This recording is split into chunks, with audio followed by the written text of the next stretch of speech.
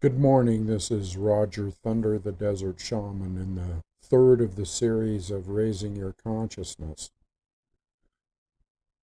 So, if you haven't seen the first two lessons, I would suggest that you go back and you watch the first two lessons in the series of Raising Your Consciousness. This is going to help you immensely, and I'm just going to keep adding on to it. Today, excuse me, today I wanted to specifically, I'll get that out, mention that in these practices that I have been teaching you, I want you to remain at all times chilled out. In other words, don't get excited, don't get anxious, don't get worried, don't get, oh, I got to do this, or I'm not feeling what he's saying, or just, anxious about it. You got to treat this as just something that's fun to do. That's the best attitude. It's not like you're trying to become enlightened overnight. The best attitude is just to have fun with it. Go through the videos, practice little things that I have talked about, and just make it fun. Relax with it. Don't worry about it. The less you worry, the more effective it's going to be. In fact, that's basically what the purpose of these things is to relax you and get you into a state of mind where you are not worried about anything, even the world. And another thing, each time that I do a video, I'm going to talk about nuances to the techniques that I have already mentioned. So that's one nuance, is just relaxing, breathing, letting it all go. The Taoists have a saying, Mu Shin, Mushin. Mu Shin means mind like water, or some interpretations are no mind, okay? And one of the purposes of doing this breathing and doing the mantras and doing everything that I have explained in the last two videos is to empty your mind, to relax your mind, to watch your thoughts, okay? Just to watch your thoughts. Now, here's another nuance that I wanted to add to this series. When you're doing the meditation, I have talked about previously about watching your breath, keeping your spine erect, tongue on the roof of your mouth, breathing into the abdomen, and maybe using a mantra like Hong Sa, okay? Hong, like Hong Kong, and Sa. Breathe in with Hong, breathe out with Sa. Only to yourself you're going Hong as you're breathing in. The whole time you're breathing in, you're going Hong. And when you breathe out, you go Sa, which means I am He, or I am that, or I am the creative source. Now, as you're doing this, here's the nuance that I wanted to tell you about. As you're doing this, watching your breath, as you breathe in, that's your cue to go to the Hong, okay? And as you breathe out, that's your cue to go to the Sa, okay? So actually what you're doing is you're letting your breath tell you when to say your mantra, okay? Now, at some point, the purpose of this is to get you to just watch your breath and let your breath breathe you, okay? Let me repeat that. Let your breath breathe you. In other words, you're just an observer, and you're just watching your breath, and pretty soon it's like you're not breathing. It might start off at first where you are actually, yeah, I'm breathing and I'm breathing in and I'm breathing out.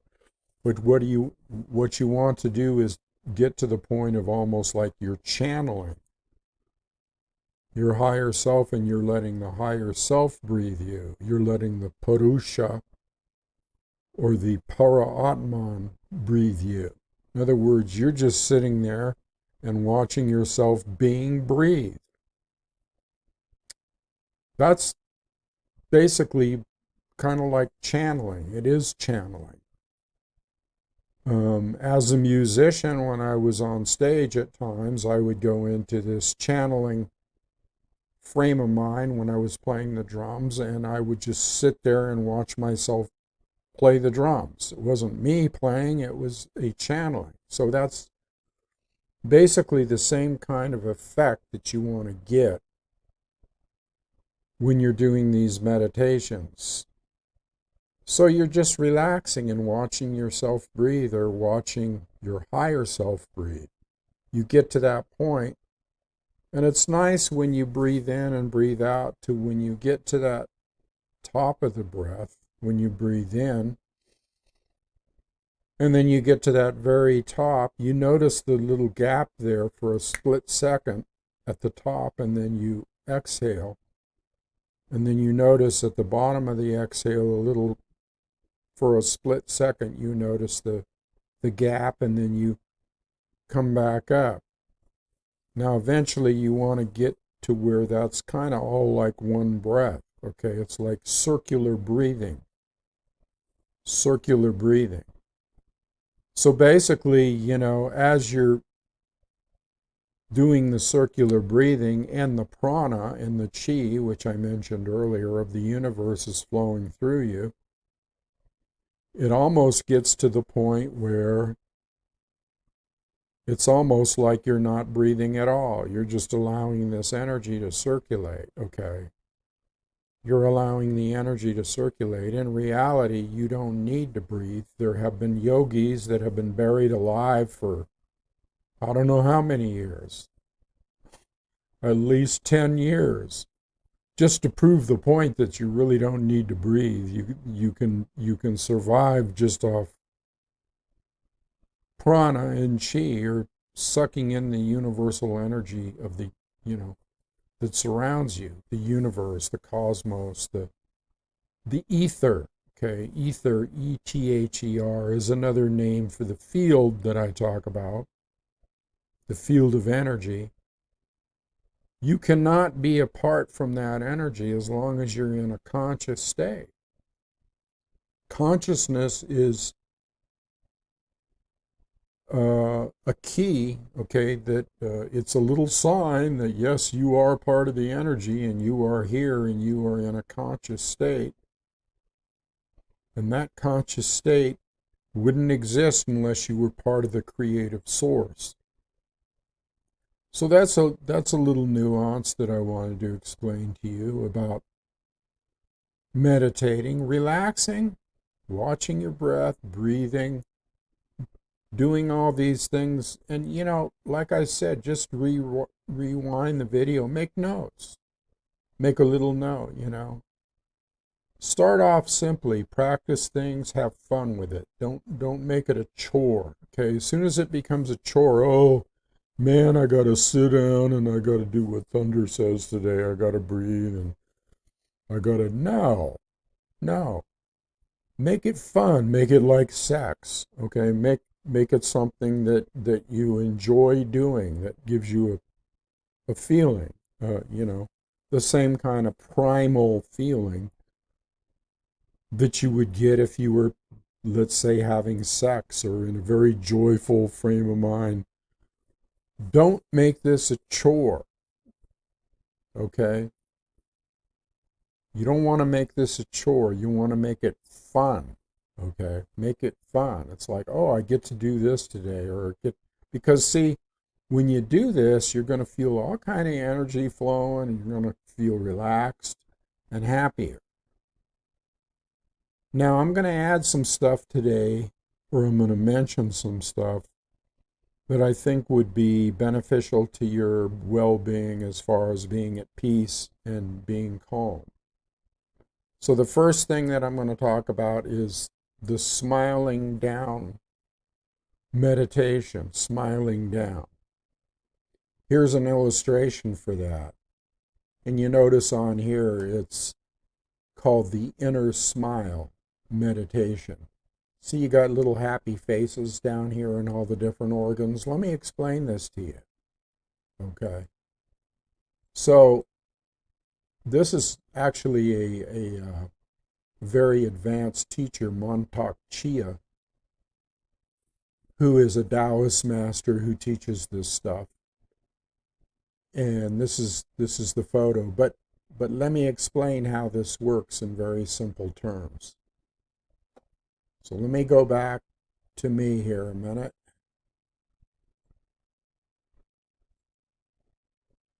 Okay, so let's say that you're sitting there breathing and you're relaxing and you're breathing into your abdomen and you're just kind of happy and you're watching your breath. Okay, what I want you to add to that at some point, you don't have to do it right away, but like I said, I'm throwing a lot of stuff at you for your benefit. So today I'm going to teach you this smiling Taoist, Taoist technique, where you smile down. Now here's how you do it. Let's say you have a smile on your face, okay? And that smile, it actually, you get these little crow feet and you get these kind of laughing eyes. You know, your eyes smile too when you smile with your mouth, right? So what you want to do is smile like that and feel the smile in your eyes. Okay, feel the smile. Feel the feeling that is in your eyes when you're smiling. Feel that? There's a feeling that's in your eyes, okay? And the eyes are very important. So once you get that feeling, you don't have to smile with the mouth anymore. You can just keep that feeling in your eyes, or you can smile with your mouth if you still want to, if that helps you. Once you get that smiling feeling, you know, that really good, yeah, you know, just smiling, really happy. What you want to do is close your eyes and continue your breathing and then smile down. And you start with, okay, you could start with your jaw. You smile down to your jaw. You just look down at your jaw inwardly with your eyes closed, and you smile down into your body and you smile down into your jaw. Just smile down at it. Then you smile down into your neck, your esophagus, your tendons, your lungs. Okay, so let me go back to the picture here. This is what this person is doing. He's smiling down. He's making his lungs happy. He's sending love. He's smiling down to parts of his body, okay? The pancreas, the stomach, the intestines, every part of your body, you know, the lower abdomen, the bladder, everything. But you work your way down, okay? You smile, you just breathe, relax, smile, and you're smiling. Oh, I'm smiling at my lungs now. Oh, they're really happy because they're receiving this radiant energy. And let's not forget this is up by the third eye here. So this is a very, very strong technique. Now, as you sit there and relax and your spine is erect, and you're smiling down, just work your way down. I'm going to smile at my left shoulder, smile at my heart, really with the heart, make the heart happy. And as you start smiling, you start feeling all kinds of toxins being released or being replaced with light energy, okay? This is light energy.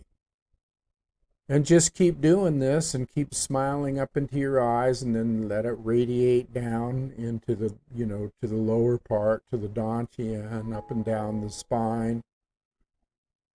Just keep doing that, and it's going to feel real good after a while. You can open your eyes and, come back to, being present, okay, in your environment. So that is called the smiling down exercise. And if you have any pain anywhere, like a shoulder pain or whatever, smile to that part. Smile to that pain. Send love to that pain and smile into it, and then send love to yourself for sending love to that pain, okay? Send love to yourself. Go, yeah, I love myself because I just loved part of me that needed it. So that's a good technique that I want you to remember. And see, the reason I'm showing you this is because you're learning how to meditate, you're learning how to relax, you're learning how to breathe, and this is just going to relax you more. This is, and you can do it simultaneously. People can do 3, 4, 5 different things at once, okay? It's kind of like being ambidextrous, okay?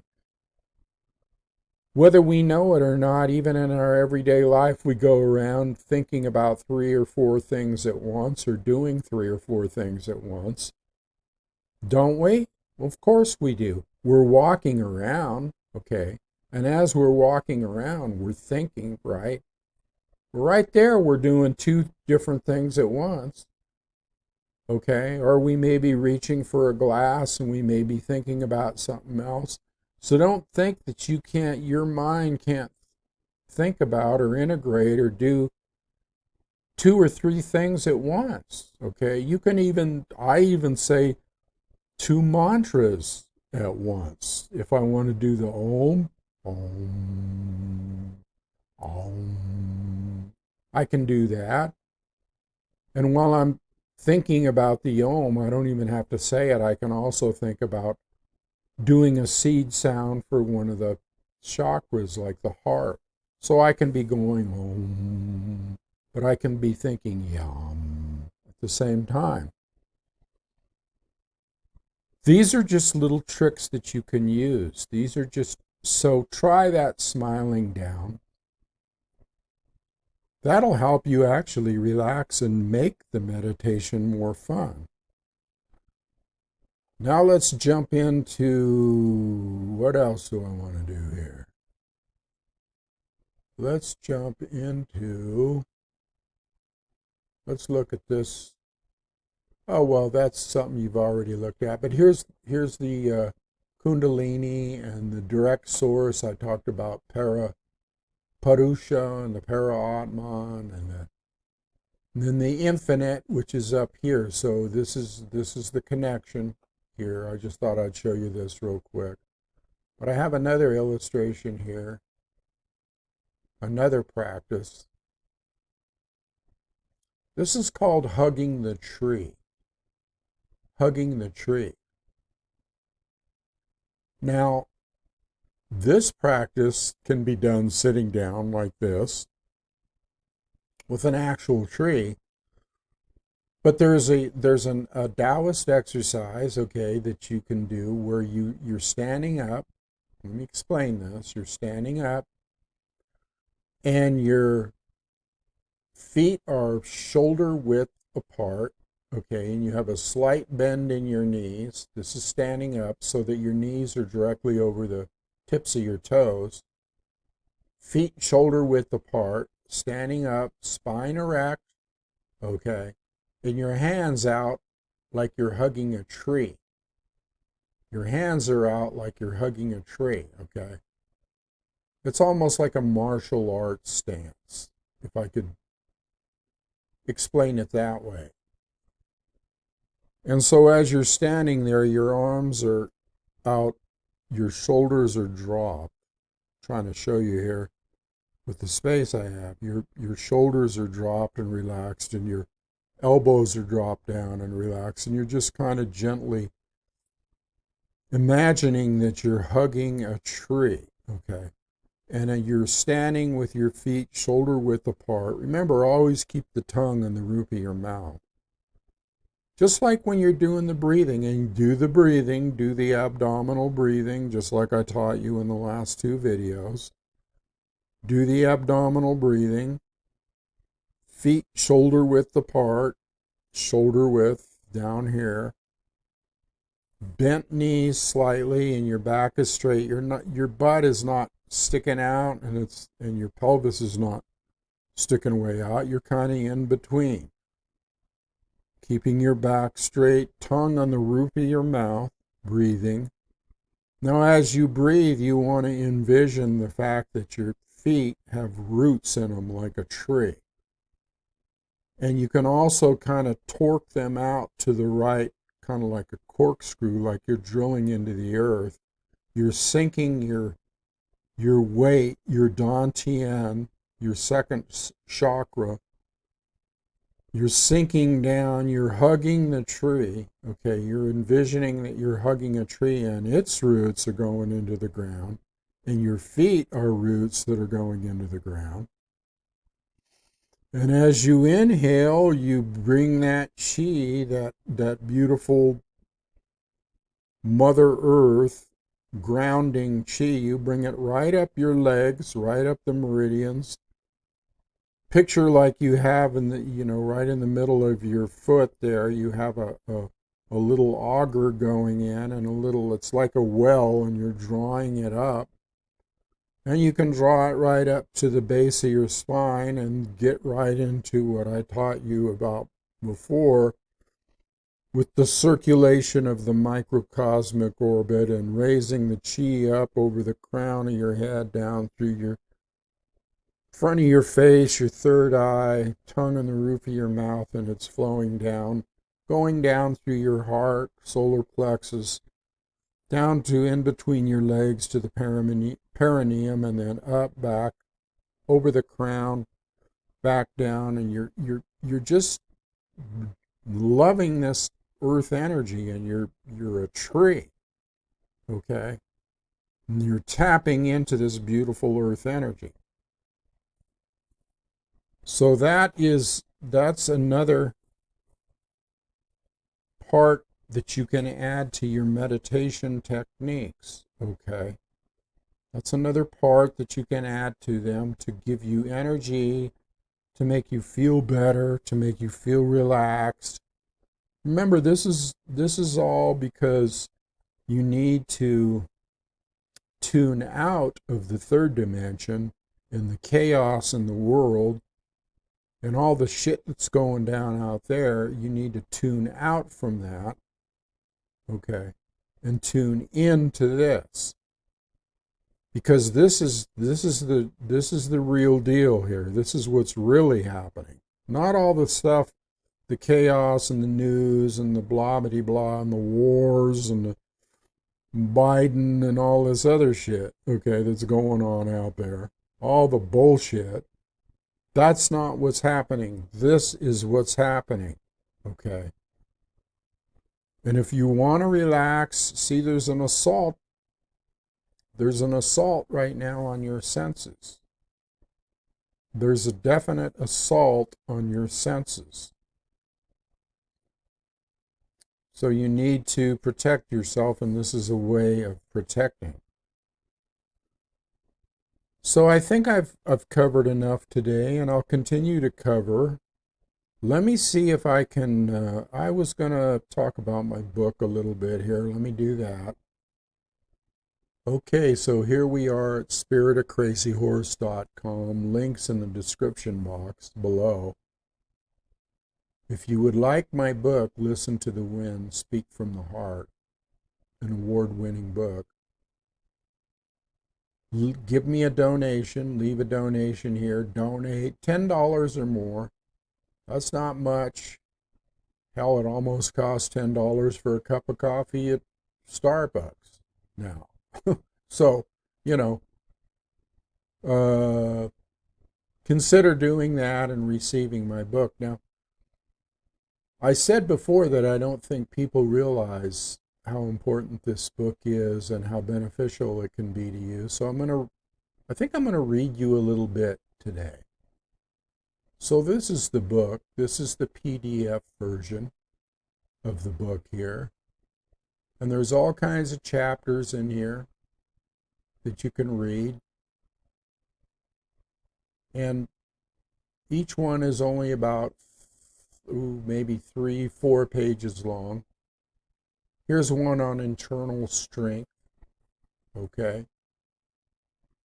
Let me read you some of this just to give you an idea, okay, of what you would get with this book. Let's take this one, internal strength. Let me read a little bit here. It's all about internal strength, honor, and true humility. Not if you win or lose, live or die, and so forth. It's how you live your life.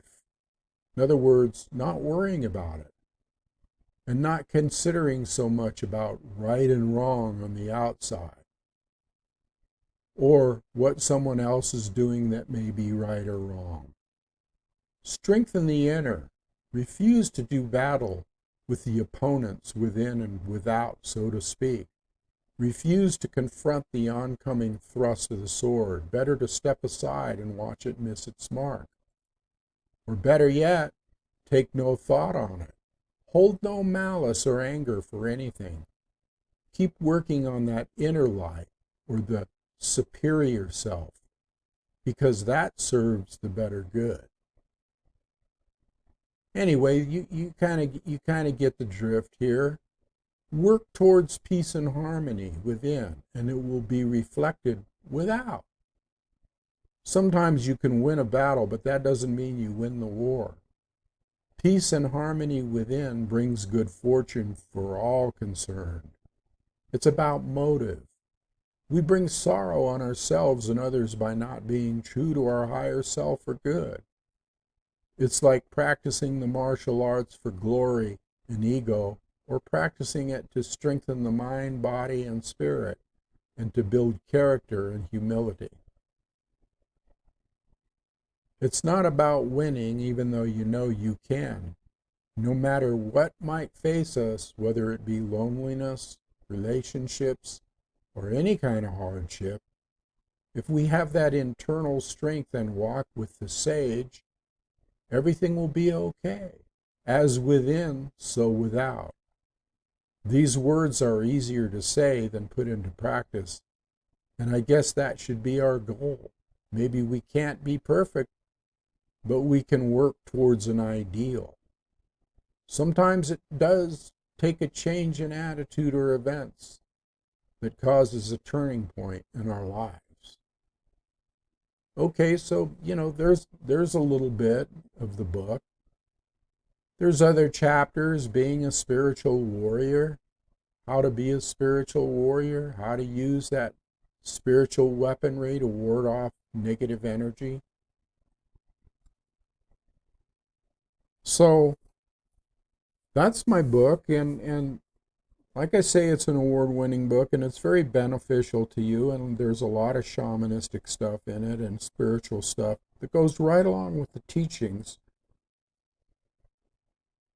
or the mindset that I'm trying to get you people into, okay? So this is a concerted effort in these times that we live in, these let's face it, we're in a shitstorm right now. And you need protection, and you need all the help you can get, and I'm giving it free. Okay, if you want to donate, get the book. I just want to get the book out there to help you. Am I going to give it away for free? Well, do you think I should? No, I don't think so. I think a donation is appropriate. Anytime anybody went to a shaman or a medicine man in the old days or in the tribal days, they always brought an offering, a gift. It was either tobacco or something that the medicine man could use, food, whatever, clothing. So this is your way to give me an offering if you so choose. If you think that the information is sacred enough and spiritual enough and that it's going to help you, then I'm giving you. So anyway, I guess I will end this video today. I don't want to go on too long here. I like to keep them right about 30 minutes so you don't lose, I don't lose your attention. And I'll be back with another one very soon. And until then, peace unto you. And I'll see you soon.